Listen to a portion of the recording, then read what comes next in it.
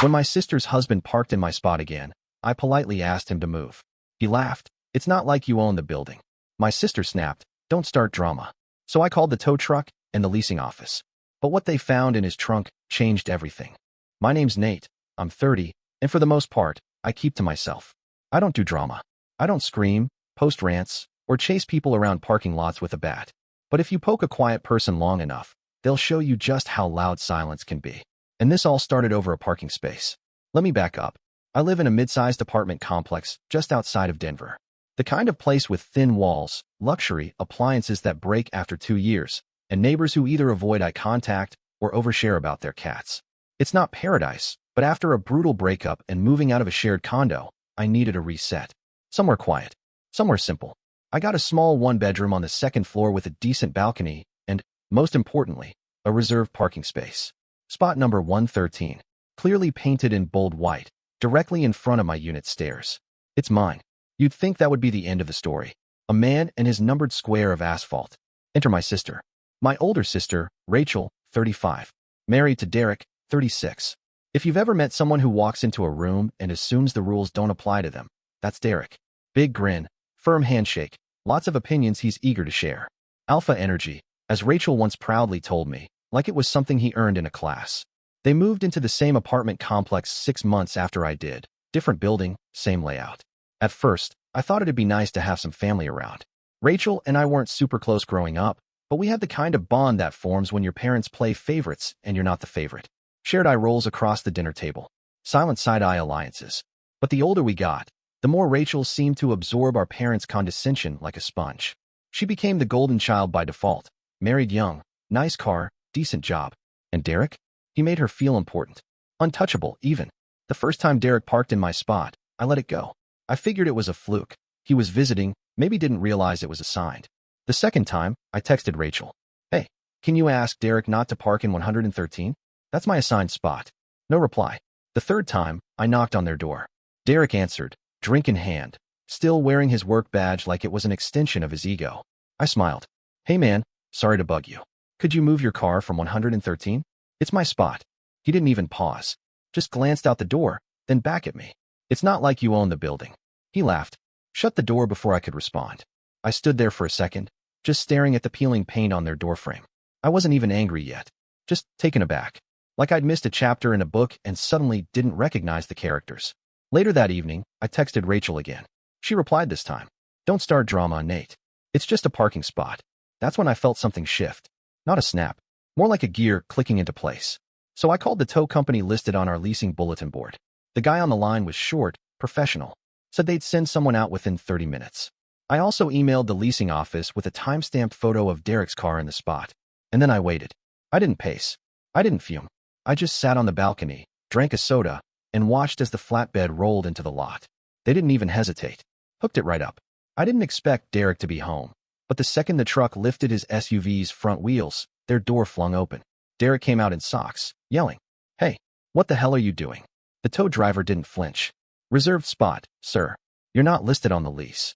Derek started spewing some nonsense about how he was just dropping something off, but the driver waved him off and kept working.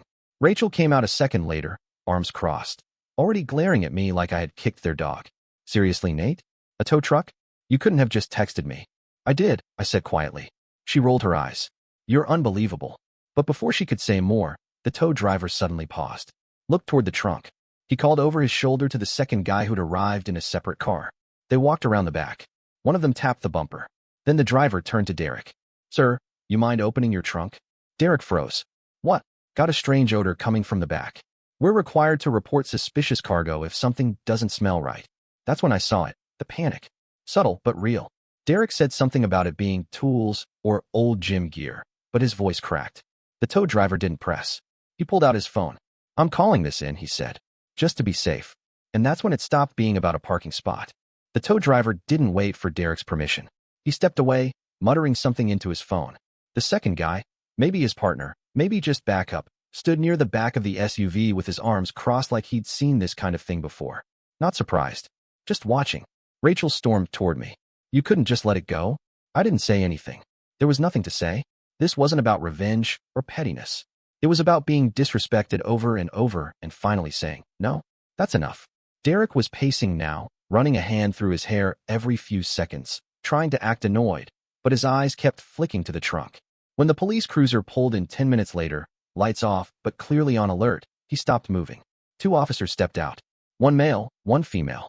They looked like they were expecting to be called for a domestic or a noise complaint, something minor. But as soon as the tow driver waved them over and started talking, their posture changed. Serious. Alert. The male officer asked Derek to step aside. The female one circled the car, sniffed once, then opened her notepad. I heard the question clearly from across the lot.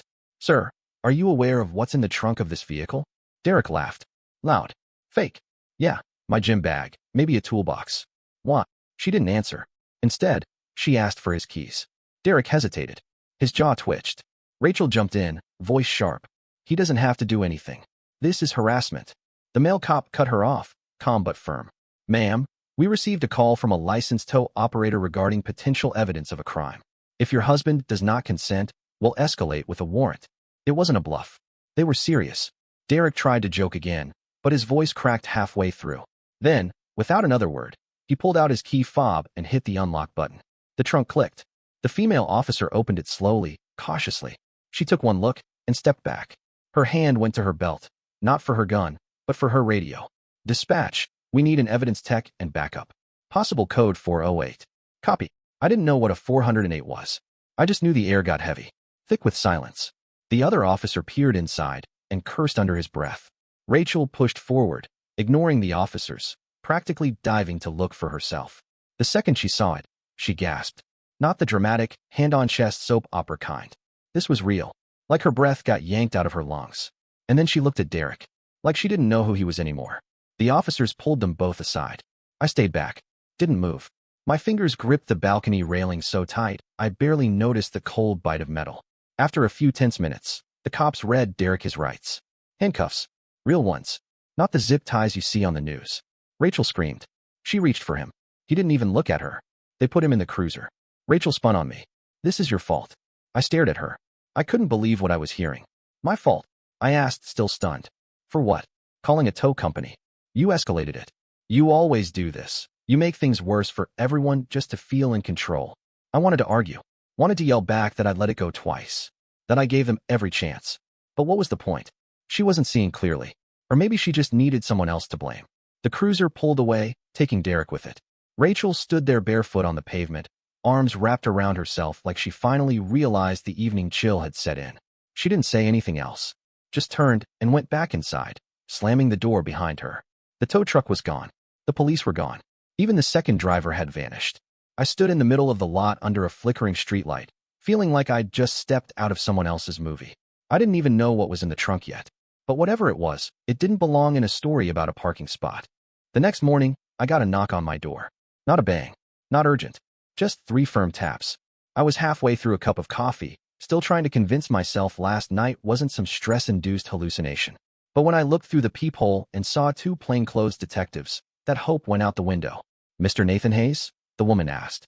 She had kind eyes but a tone that said this wasn't a courtesy call.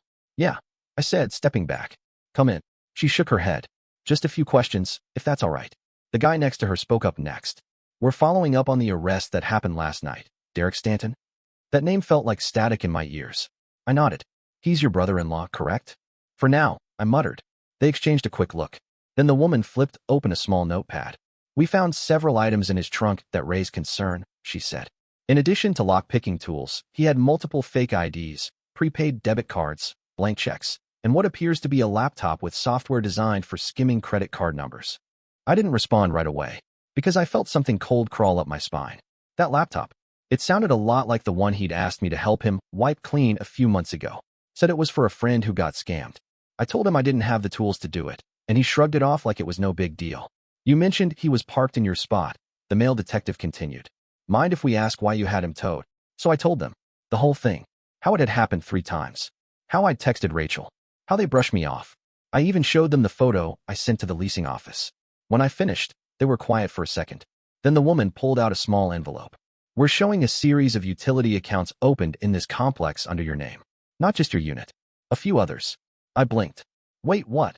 Derek may have used your information to set up shell accounts. Rental scams. Mail drops.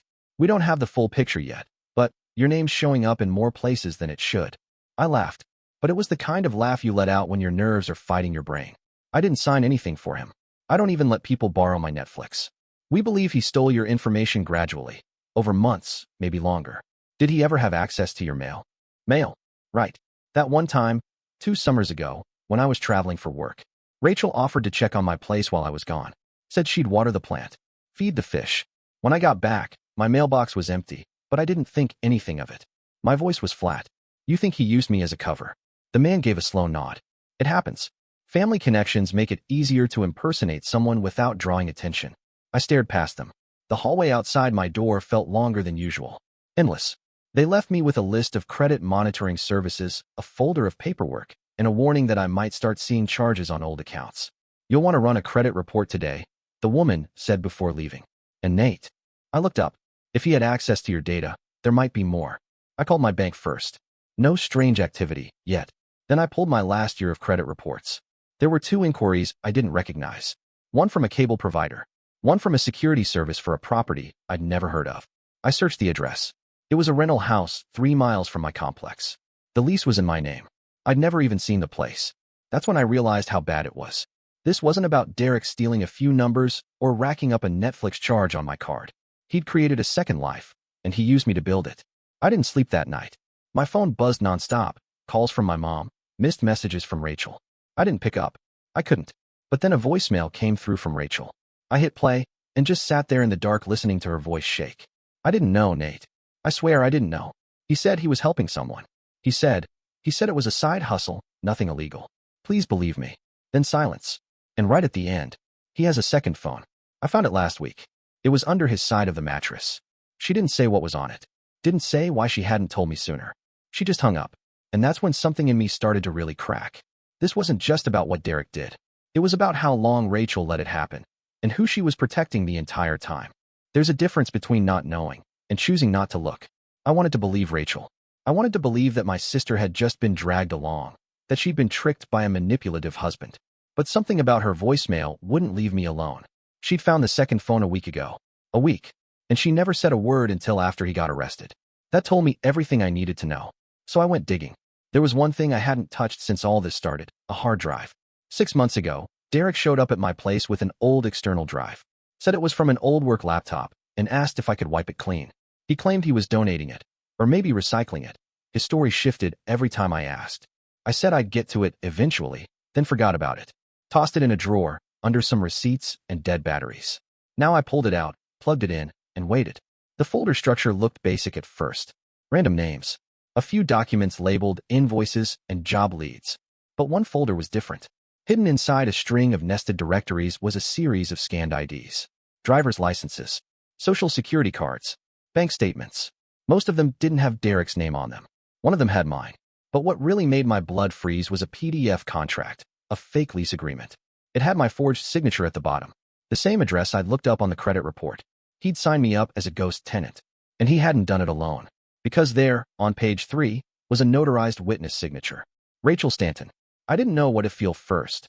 Rage, betrayal, or just that bone-deep numbness that creeps in when something breaks in your chest, and there's no clean way to fix it. She signed it. She witnessed it. I took a screenshot, then backed up the whole drive to a USB and dropped it off at the precinct. I didn't call ahead. I just walked in and handed it to the same officer who had come to my door. He took one look at the folder names and told me to wait in the lobby. 15 minutes later, he came back. "We're going to need a formal statement," he said. "This might expand the investigation." He didn't say it out loud, but I knew what he meant. Rachel was now part of the case. That night, she showed up at my door. I didn't invite her. She must have seen the light on. She looked hollow. Makeup smudged, hoodie 2 sizes too big, holding her phone like it was a lifeline. "Can I come in?" I didn't move. "Why?" Her voice cracked. "Because I need to explain." I let her in. I don't know why. Maybe I needed to hear her say it out loud. She sat on the edge of the couch, like she didn't belong there anymore. "I didn't know everything," she started. "But yeah, I helped him. Once. Maybe twice." I didn't say anything. She looked up. "He said it was just to help someone get a lease. Some guy with bad credit. He promised it wasn't illegal. You signed fake documents." "I didn't know they were fake," she snapped, then caught herself. "Okay, maybe I guessed. But I didn't ask. That was it. That was the truth." She didn't ask. She didn't want to know how bad it was, because knowing would mean she couldn't pretend it was harmless. You used my name, I said. She nodded. Slowly. You let him take pieces of my life and play house with it. Rental properties, accounts, women, and you stood there, smiling. She didn't deny it. I didn't think he'd get caught. And that was the worst part. She wasn't sorry he did it. She was sorry it fell apart. The next morning, I got a call from a number I didn't recognize. I picked up, expecting another cop, or maybe some legal rep. Instead, I heard a woman's voice. Is this Nate Hayes? Yeah. There was a pause. Then, this is going to sound insane, but I think your brother-in-law's been using your photos on Tinder. I went on 3 dates with him. He told me his name was Nate. From Oregon. I sat down. I didn't even realize I'd done it until I felt the edge of the table against my knees. She kept talking. Her voice trembled. I found your real profile through a reverse image search. I just thought you should know. That's when I realized the truth. Derek hadn't just used my name to commit fraud. He used my face. My identity. He'd stolen my reputation, my real self. And Rachel had helped make it possible. I should have seen it coming. But you never expect the knife to come from someone who once packed your school lunches. After the call with the woman who dated me on Tinder, I took a walk. It was almost midnight. Cold enough that the sidewalks steamed where the streetlights hit. I walked past the leasing office, around the complex twice, and eventually ended up outside my mom's place. I hadn't planned on visiting, but I hadn't planned on having my life stolen either. She lived in a condo 10 minutes away. Gated. Cozy. Like her life was frozen in a real estate ad from 2007. I knocked. She opened the door wearing a silk robe and a disapproving frown. Really, Nate? It's late. I need to talk, I said. She sighed, motioned me in like I was an inconvenience. That should have been the first warning sign. I didn't ease into it. I'm pressing charges against Rachel. Her eyes narrowed. You're what? She signed fraudulent leases. She enabled identity theft. She was part of it. My mother crossed her arms and looked me up and down like I was being dramatic. She made a mistake. I blinked. A mistake? She helped someone steal my identity. He opened accounts in my name. He used my face to catfish people. She was trying to support her husband, she snapped. Marriage is complicated, Nate. I stared at her, unsure if I was hearing her right. She knew, I said. She signed the paperwork. She lied to me, for months. She was scared, my mom said. Derek promised he'd take care of her. You've never had to support a partner, have you? That was a low blow, and she knew it. I clenched my jaw. So you're taking her side? I'm not taking sides, she said, but her voice betrayed her. I just think you're making this worse. That was the moment something in me snapped. You want to hear something worse? I said. I have evidence Rachel was impersonating me on financial applications. Handwriting matches. Phone numbers. Your daughter helped frame me for a crime, and you're worried about her marriage?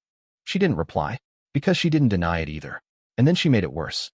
I knew Derek had issues, she said after a long pause. But Rachel was happier with him than she ever was without. He gave her confidence. You knew he was shady? She looked away. I figured some of what he was doing was sketchy, but he made her feel safe. You've always been so sensitive, Nate. You blow things out of proportion. That was the real gut punch.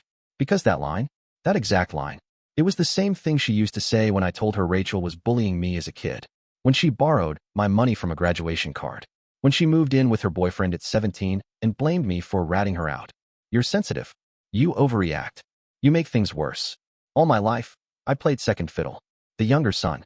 The quieter one. The fallback. Rachel was the golden child. And when Derek entered the picture, he just wore that same crown. Louder, taller, flashier. And now, they'd stolen my life. And Mom was still making excuses. The next day, I filed the civil suit. Fraud. Identity theft. Emotional distress. The police were already handling the criminal investigation, but I wanted something that hit closer to home. Rachel tried to text me. She said we could work this out. I didn't respond. Instead, I went to the bank and closed every account. Changed every password. I even wiped my LinkedIn and started rebuilding from scratch.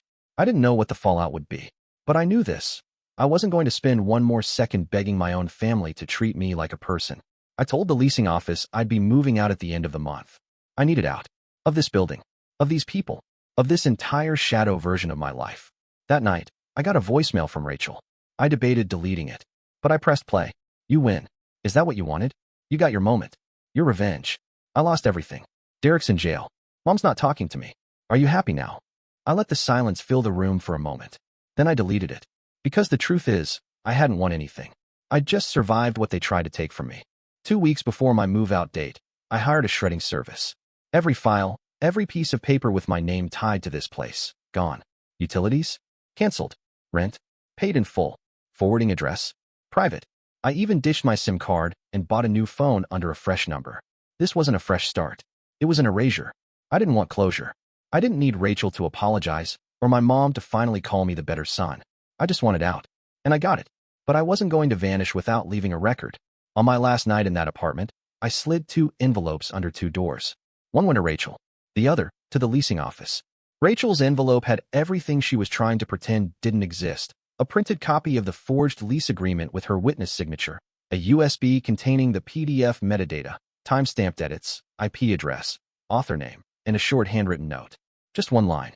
You didn't destroy me, but you did lose me. I sealed it. No return address. The second envelope was for the leasing office. Documentation of how long Derek had been using unauthorized parking, with email screenshots and my original tow complaint. I included a short legal warning about negligence and tenant harassment, just enough to scare them. I didn't want revenge. I wanted a paper trail, something that stayed behind when I didn't. The next morning, I left before sunrise. My trunk was full.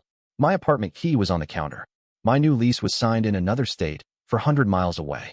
No shared walls. No family in walking distance. No spot-stealing husbands. And for the first time in years, I wasn't waiting for someone else to do the right thing. I wasn't checking my phone, bracing for backlash. I wasn't explaining myself to people who never listened. I was quiet and free. I only heard from Rachel once after that. 3 weeks later, I got an email from an address I didn't recognize. The subject line was blank. The message was short. They dropped the charges against me. Derek's getting 10 years. I moved back in with Mom. Thought you should know. There was no apology, no reflection, just another message, expecting me to absorb the fallout while she walked away clean. I archived it without reading it again. The last I heard, Derek took a plea deal. Multiple counts of fraud, wire theft, digital identity crimes. The story made the local paper. They didn't print my name, but I saw it, plain as day, in every fake account and stolen signature they described. Rachel still lives in the city. So does my mom. And from what I've been told, they blame me. That's fine, because I'm gone now. And the new place? It's small, quiet, but it has a reserved spot with my name on it. Literally. I park there every day. No one's ever tried to take it. They don't even know who I am. And that's the way I like it. And that's the story. If you're still here, that means you're one of us. So go ahead, hit that subscribe button. I drop new chaos every single day, and trust me, tomorrow's story, it's even worse than this one.